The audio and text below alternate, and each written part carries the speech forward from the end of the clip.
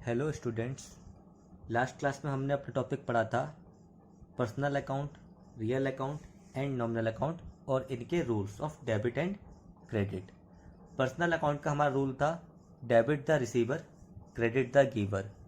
Real account का हमारा rule था debit what comes in, credit what goes out. और नॉमिनल अकाउंट का हमारा रूल था debit all expenses and losses, credit all incomes and gains. हमने कोई एग्जाम्पल नहीं किया था, आज हम इसका एक एग्जाम्पल करते हैं कि अकॉर्डिंग टू पर्सनल, रियल और नॉमिनल अकाउंट को हम कैसे क्लासिफाई करेंगे। किस अकाउंट को हम पर्सनल बोलेंगे, किसको रियल, किसको nominal, according to their rule. आइए पढ़ते हैं।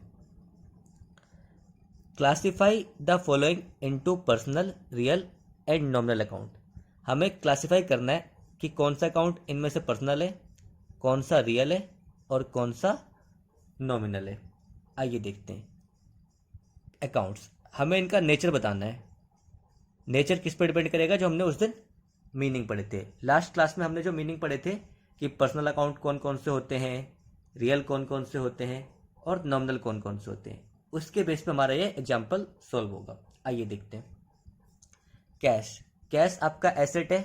आपको याद होगा रियल अकाउंट में आपके सारे एसेट आते थे एक्सेप्ट दो को छोड़कर। कौन कौन से दो? Debtors and bank. डेटर्स और बैंक आपके पर्सनल अकाउंट होते हैं, बाकी सारे एसेट आपके रियल अकाउंट होते हैं। तो कैश आपका क्या है? Real account. Next, bank. मैंने आपको अभी बताया बैंक आपका क्या है? Personal account. क्यों पर्सनल अकाउंट है? क्योंकि बैंक एक इंस्टीट्यूशन है। तो जो इंस्टीट्यूशन वगैरह है, कॉर्पोरेट बॉडीज हैं, वो आपके पर्सनल अकाउंट होते हैं। पर्सनल में भी कौन सी category? Representative personal account. Sorry, personal में भी कौन सी category? Artificial personal account. Representative मैंने गलती से बोल दिया। पर्सनल में भी कौन सी कैटेगरी? Artificial personal account. तो यहां पे मैं लिखूंगा पर्सनल अकाउंट। सेल्स, सेल्स आपका रेवेन्यू है। आपके इनकम एक्सपेंस से जितने भी जुड़े हुए अकाउंट हैं वो सारे आपके नॉमिनल अकाउंट हैं। तो सेल्स आपकी नॉमिनल अकाउंट है। जितने भी आपके इनकम एक्सपेंस वाले अकाउंट हैं वो सब आपके नॉमिनल अकाउंट है। तो सेल्स से आपको पैसा मिलता है। सेल्स यानी आपका रेवेन्यू। व्यापार में जहां से पैसा आता है उसे रेवेन्यू बोलते हैं। तो सेल्स आपकी इनकम का पार्ट है, या आपका नॉमिनल अकाउंट है। प्लांट एंड मशीनरी एसेट है, रियल अकाउंट है। गुडविल एसेट है, रियल अकाउंट है। प्रीपेड रेंट, पहले मैं लिख देता हूं फिर आपको समझाता हूं। पर्सनल अकाउंट है। हमने पढ़ा था लास्ट क्लास में बच्चों, जितने भी नॉमिनल अकाउंट हैं यानी एक्सपेंस और इनकम के, अगर उनके आगे हम वर्ड लगा दें प्रीपेड, आउटस्टैंडिंग या एक्रूड, तो ये पर्सनल अकाउंट बन जाते हैं। और पर्सनल में भी कौन से वाले? Representative personal account. तो अगर सिंपल रेंट होता तो ये खर्चा था। खर्चे का कोई भी अकाउंट हो इनकम एक्सपेंस का, वो नॉमिनल अकाउंट है। लेकिन ये प्रीपेड रेंट है तो ये आपका बन जाता है पर्सनल अकाउंट। किसी भी इनकम एक्सपेंस के आगे प्रीपेड, आउटस्टैंडिंग या एक्रूड वर्ड हम लगा दें, वो हमारा बन जाएगा पर्सनल अकाउंट। अब देखिए, इंटरेस्ट पेड खर्चा है तो सिंपल आपका नॉमिनल अकाउंट। नॉमिनल अकाउंट, जितने भी इनकम और एक्सपेंस के अकाउंट है सब नॉमिनल अकाउंट। कैपिटल, कैपिटल आपका है पर्सनल अकाउंट, क्योंकि ये आपके प्रोप्राइटर को होता है, आपके मालिक का। मालिक एक पर्सन है, ऑनर प्रोप्राइटर एक पर्सन है, तो कैपिटल अकाउंट पर्सन का होता है, ये आपका पर्सनल अकाउंट है। डिस्काउंट रिसीव, आपको फायदा हो रहा है, आपका गेन है, आपका रेवेन्यू है, आपकी इनकम है, तो आपका nominal account. Lease hold property, property आपको पता है एसेट होती है। लीज होल्ड का मीनिंग मैं आपको बाद में बताऊंगा। लीज होल्ड प्रॉपर्टी एसेट है, real account. Carriage inwards, carriage inward आपका खर्चा है, खर्चा कोई भी हो, नॉमिनल अकाउंट। ड्राइंग्स, ड्राइंग्स आपकी मालिक के द्वारा विड्रॉ की जाती है। मालिक एक पर्सन है तो पर्सन से रिलेटेड कोई भी अकाउंट हो वो पर्सनल अकाउंट। तो ड्राइंग्स आपका पर्सनल अकाउंट है। एक्रूड इंटरेस्ट, मैंने अभी आपको ऊपर बताया था, किसी भी इनकम या एक्सपेंस के आगे हम वर्ड लगा दे एक्रूड या प्रीपेड या आउटस्टैंडिंग, वो बन जाता है पर्सनल अकाउंट। डिस्काउंट अलाउड खर्चा है, हमने किसी को डिस्काउंट दिया है, nominal account. Bank overdraft, bank overdraft आपकी लाइबिलिटी है। बैंक आपका वैसे पर्सनल अकाउंट होता है, तो बैंक ओवरड्राफ्ट पे आपका पर्सनल अकाउंट है। एक बार देख लीजिए। अब मैं आपको छोटी छोटी टर्म्स के दो मीनिंग बताता हूँ जो यहाँ पे नहीं आई है। Lease hold property. बच्चों लीज होल्ड प्रॉपर्टी क्या होता है? प्रॉपर्टी तो आपको पता है एसेट होती है, बिल्डिंग एसेट आपकी प्रॉपर्टी। लीज होल्ड जो आपको एक पर्टिकुलर टाइम पे गवर्नमेंट आपसे वापस ले सकती है। मीन्स आपने उस प्रॉपर्टी को सपोज कीजिए 50 साल के लिए लीज पे लिया है, तो 50 साल बाद गवर्नमेंट वो प्रॉपर्टी आपसे खाली करा लेगी। हाँ, लेकिन गवर्नमेंट आपकी लीज को रिन्यू कर देती है। आपको गवर्नमेंट नोटिस देती है और आप अपने लीज को रिन्यू करा सकते हो। जैसे आप रिन्यू करा लोगे, आपकी प्रॉपर्टी और आगे तक चली जाएगी। मीन्स आप प्रॉपर्टी को और आगे तक कैरी ऑन कर सकते हो। लेकिन अगर आपने रिन्यू नहीं कराई तो वो आपको गवर्नमेंट को देनी पड़ेगी, तब आपको उस प्रॉपर्टी को वेकेट करना पड़ेगा, छोड़ना पड़ेगा। कैरेज इनवर्ड क्या बच्चों? कैरेज इनवर्ड आपका एक्सपेंस है। जितने भी आपके ट्रांसपोर्टेशन एक्सपेंस है, माल लाने के ले जाने के, कैरेज, कार्टेज, फ्रेट, ये सारे आपके ट्रांसपोर्टेशन एक्सपेंस हैं। ये सारे आपके खर्चे हैं। डिटेल में हम पढ़ेंगे चैप्टर नंबर 18 में। आइए अब आगे बढ़ते हैं।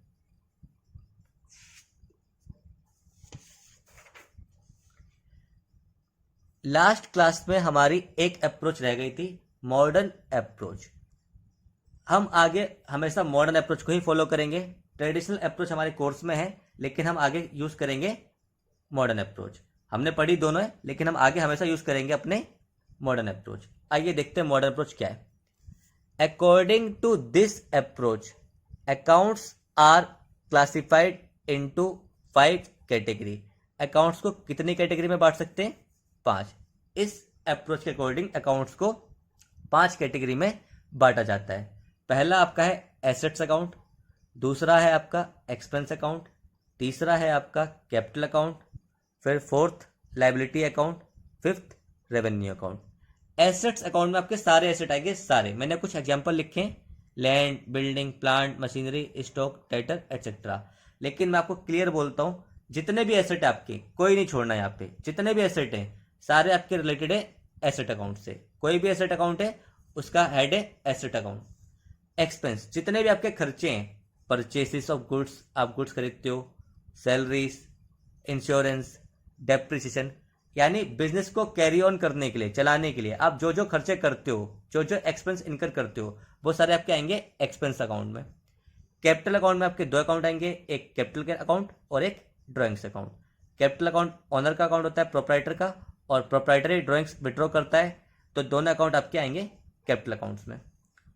लायबिलिटी अकाउंट, कोई भी आपकी लायबिलिटी हो, चाहे करंट लायबिलिटी हो चाहे नॉन करंट लायबिलिटी हो, जितने भी आपकी लायबिलिटी हैं, कर्जे, बर्डन, ऑब्लिगेशन जो आपको पे करनी है, वो सारी आपकी लायबिलिटी हैं।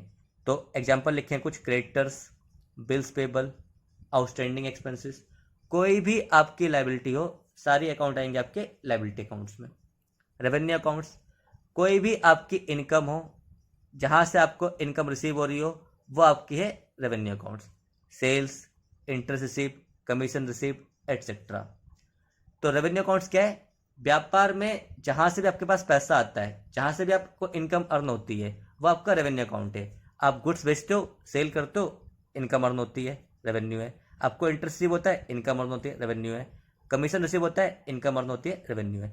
ऐसे कोई भी चीज आपको जो इनकम दिलाए, वो आपकी रेवेन्यू है।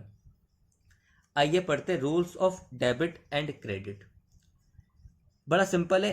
इंक्रीज इन एसेट, अगर आपका एसेट बढ़ेगा, ये एरो ऊपर की ओर इंक्रीज है, इंक्रीज इन एसेट, अगर एसेट बढ़ेगा तो आपको करना है डेबिट।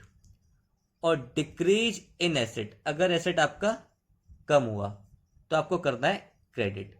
इस अप्रोच के हिसाब से एसेट अगर बढ़ेगा तो डेबिट, घटेगा तो क्रेडिट।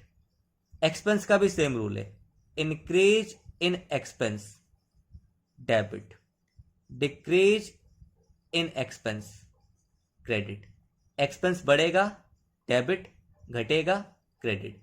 तो आप लोग एक चीज देखिए, एसेट्स और एक्सपेंस का सेम रूल है, इंक्रीज होने पे डेबिट, डिक्रीज होने पे क्रेडिट। आइए देखते हैं लायबिलिटी का, कैपिटल का और रेवेन्यू का। Capital account, increase in capital, अगर आपकी कैपिटल इंक्रीज हो रही है तो credit. Decrease in capital, capital कम हो रही है तो डेबिट। लायबिलिटी का, increase in liability credit, decrease in liability debit. Revenue का, increase in revenue credit, decrease in revenue debit.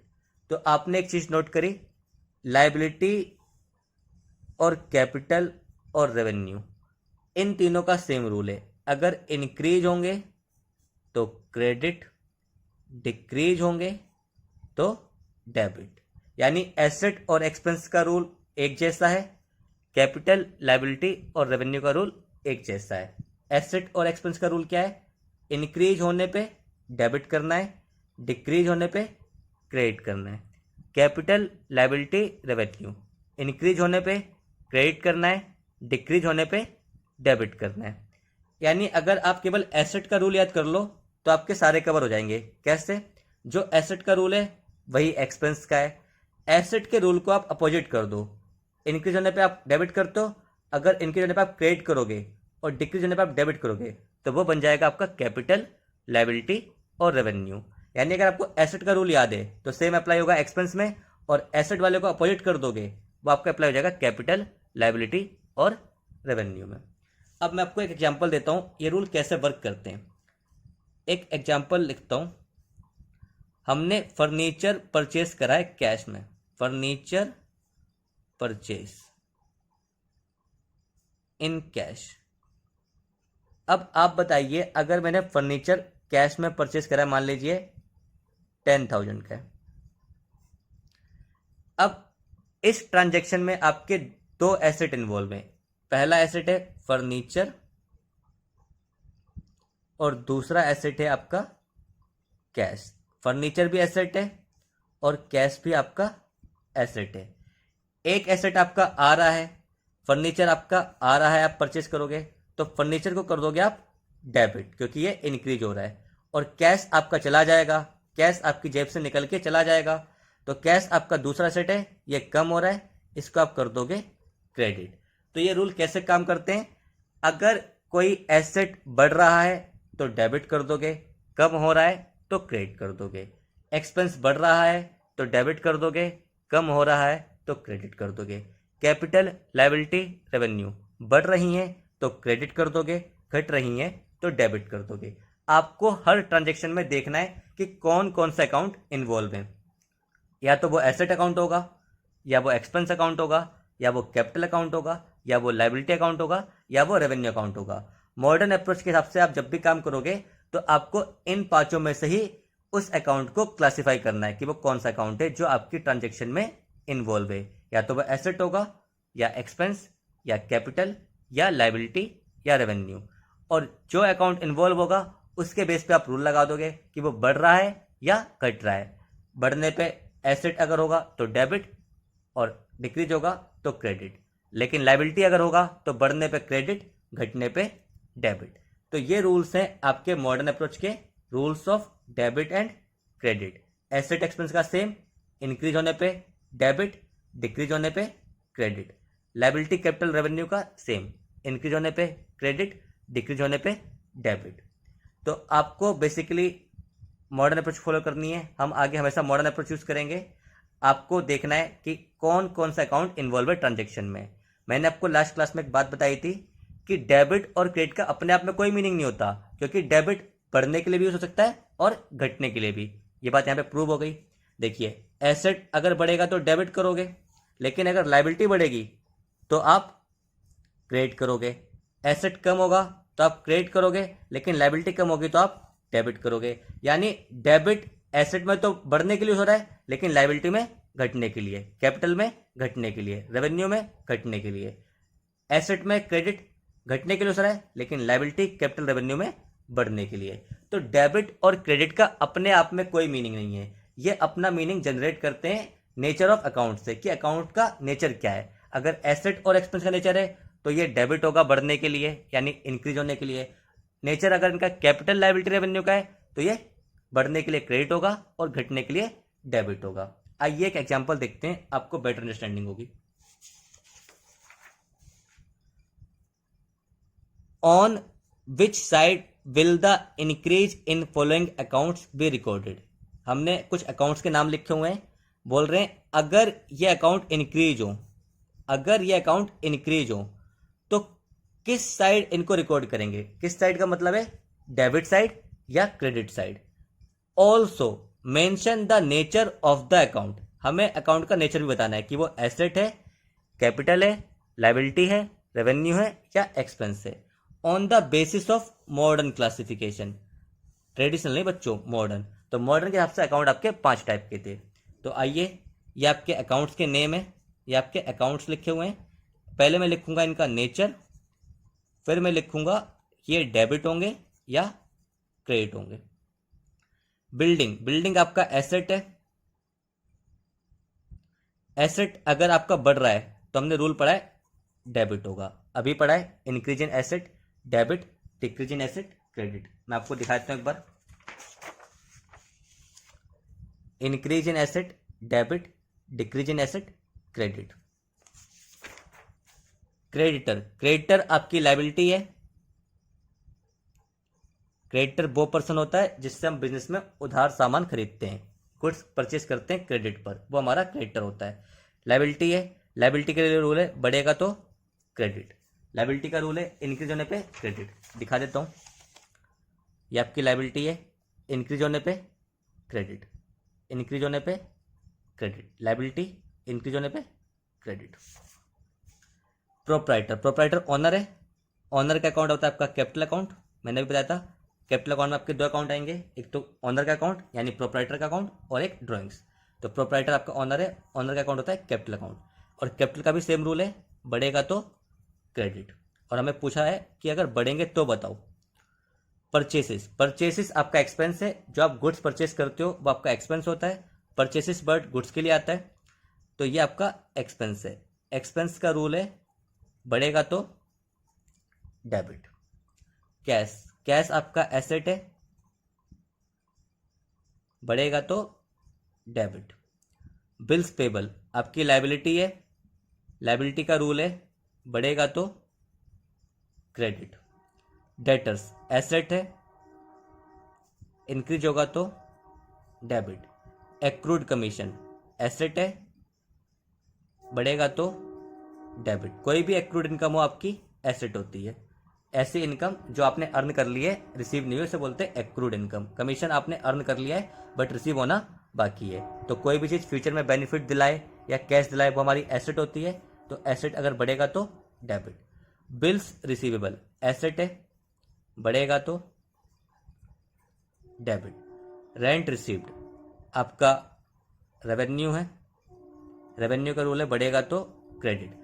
Business में हमारे पास जहाँ से भी पैसा आता है, चाहे सेल ऑफ गुड्स से आए, चाहे फिर हमारी कोई सर्विस हमने दी है उसका कमीशन मिले या उसका इंटरेस्ट मिले या फिर हमारे को कोई फीस मिले, वो हमारा रेवेन्यू होता है। तो बिजनेस में जहाँ से भी पैसा आता है वो हमारा रेवेन्यू होता है। रेवेन्यू का रूल है बढ़ेगा तो क्रेडिट। कैरिज इनवर्ड खर्चा है, एक्सपेंस, एक्सपेंस का रूल है बढ़ेगा तो डेबिट। गुडविल एसेट है, एसेट्स का रूल है बढ़ेगा तो डेबिट। बैंक ओवरड्राफ्ट लायबिलिटी है, लायबिलिटी का रूल है बढ़ेगा तो क्रेडिट। आउटस्टैंडिंग सैलरी ये भी लायबिलिटी है, लायबिलिटी का रूल है इंक्रीज होने पे क्रेडिट। प्रीपेड इंश्योरेंस एसेट है, प्रीपेड एक्सपेंस आपका कोई भी हो एसेट है, बढ़ेगा तो डेबिट। ऐसे खर्चे जो आपने पहले ही पे कर दिए हैं बट उनका बेनिफिट आपको फ्यूचर में मिलेगा, नेक्स्ट अकाउंटिंग पीरियड में मिलेगा। तो ये आपके होते हैं एसेट। एसेट क्यों है? क्योंकि इनका बेनिफिट आपको फ्यूचर में मिलेगा। और कोई भी चीज़ जो आपको फ्यूचर में कैश दिलाए या बेनिफिट दिलाए वो आपका एसेट होती है। तो एसेट का रूल है बढ़ेगा तो डेबिट। अब इसी क्वेश्चन को अगर मैं आपको अपोजिट कर दूं, यहाँ पे इंक्रीज की अगर मैं भर दूं डिक्रीज, लेट सपोज इस क्वेश्चन में यहाँ पे इनकी जगह लिखा है डिक्रीज। अब क्वेश्चन को ऐसे पढ़िए, on which side will the decrease in the following accounts be recorded. अब बोल रहे हैं अगर इन अकाउंट का बैलेंस कम हो, अगर इन अकाउंट का बैलेंस कम हो तो आप इन अकाउंट को किस साइड रिकॉर्ड करोगे। नेचर तो अभी भी यही रहेगा, लेकिन अब जहां पे डेबिट आया था वहां पे क्रेडिट हो जाएगा। चेक करते हैं। बिल्डिंग आपका नेचर तो एसेट ही है, लेकिन अब अगर आपका एसेट कम होगा तो रूल क्या है, एसेट कम होगा तो क्रेडिट। क्रेडिटर लायबिलिटी है, कम होगा तो डेबिट। प्रोप्राइटर कैपिटल अकाउंट है, कम होगी तो डेबिट। परचेस एक्सपेंस है, कम होगा तो क्रेडिट। कैश एसेट है, कम होगा तो क्रेडिट। बीपी लायबिलिटी है, कम होगी तो डेबिट। डेटर एसेट है, कम होगा तो क्रेडिट। एक्रूड कमीशन एसेट है, कम होगा तो क्रेडिट। बिल रिसीवल एसेट है, कम होगा तो क्रेडिट। रेंट रिसीव रेवेन्यू है, रेवेन्यू कम होगा तो डेबिट। कैरिज इनवर्ड एक्सपेंस है, कम होगा तो क्रेडिट। गुडविल एसेट है, कम होगी तो क्रेडिट। बैंक ओवरड्राफ्ट लायबिलिटी है, कम होगा तो डेबिट। आउटस्टैंडिंग सैलरी लायबिलिटी है, कम होगा तो डेबिट। प्रीपेड इंश्योरेंस एसेट है, कम होगा तो क्रेडिट। यानी पहले हमने पढ़ा कि अगर ये अकाउंट इंक्रीज हो तो इनका नेचर क्या है वो बताया, इंक्रीज होने पे कौन सा डेबिट होगा वो बताया, कौन सा क्रेडिट होगा वो बताया। अब हमने बोल दिया अगर ये अकाउंट डिक्रीज हो, हमने एक ही क्वेश्चन में दो क्वेश्चन बना दिए। अगर ये अकाउंट डिक्रीज हो तो क्या होगा, एसेट अगर है तो क्रेडिट हो जाएगा, एक्सपेंस अगर है तो क्रेडिट हो जाएगा, लेकिन लायबिलिटी कैपिटल रेवेन्यू के लिए डेबिट हो जाएगा। तो बिल्कुल सिंपल है, आपको रूल्स याद रखना है। एसेट और एक्सपेंस बढ़ेंगे तो डेबिट, घटेंगे तो क्रेडिट। लायबिलिटी कैपिटल रेवेन्यू बढ़ेंगे तो क्रेडिट, घटेंगे तो डेबिट। यानी increase in asset and expense is debit, decrease in asset and expense is credit. Increase in capital liability revenue credit, decrease in capital liability revenue debit. तो पहले हमने करा question increase के point of view से, फिर हमने कर लिया क्वेश्चन डिक्रीज के पॉइंट ऑफ व्यू से। होप सो आपको समझ में आया होगा। अगर आपको अच्छा लगा हो वीडियो तो please like subscribe my channel. Till then good bye, take care, bye bye.